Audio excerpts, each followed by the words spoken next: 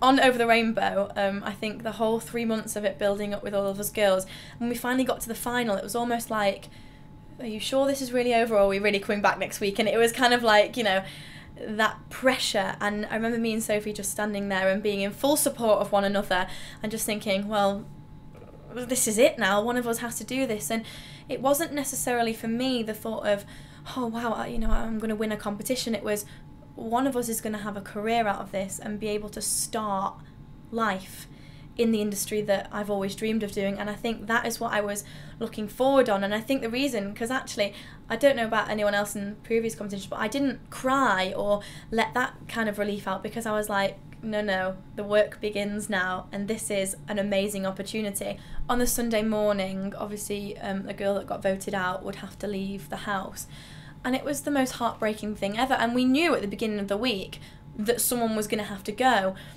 But even when they did, it was awful. And we used to sort of chase the car down the road and, you know, wave them off. And then after they'd gone, there was this strange emptiness.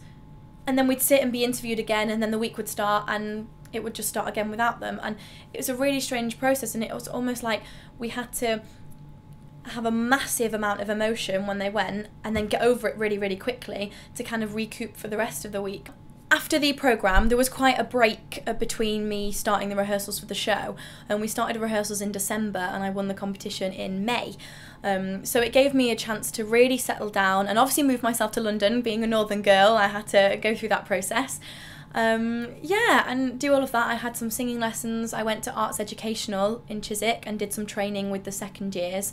There on the musical theatre BA Honours course, and that was just amazing and such a good experience, because I wanted to go to drama school originally, so to get the opportunity to do that and then go straight into work was fab. The first day of rehearsals, regardless of whether you've been in the industry 5 minutes or 5 years, is always nerve-wracking for anyone. So yeah, naturally I felt a little bit anxious, but I'm really, really excited. And I think it'd been quite a while between the end of the programme and starting the rehearsals. So I think I was really ready to sort of, you know, hands in and get going with the work. And the second I walked into the room, I just knew that I was going to be completely happy with these people, because everyone was so friendly and warm, and everyone was in the same boat, and we were all nervous and excited and starting this new adventure together. And yeah, it was brilliant, and I loved meeting everybody, and I'm not going to be anything other than myself, so I wasn't worried about people, you know, judging me for having done the reality TV programme, because I've always wanted to be in this industry regardless of how, you know, I got there. Working with a dog is a completely different skill in itself. I mean, you know, you've got the dancing, the singing, the acting and all the performance and stagecraft. That's fine. And then someone hands you a dog and you go, oh, okay. But I've had so much fun. And I remember if there was like breaks in the rehearsal and everyone would be like, oh, we're going to go and grab lunch. I was like, got dog rehearsal.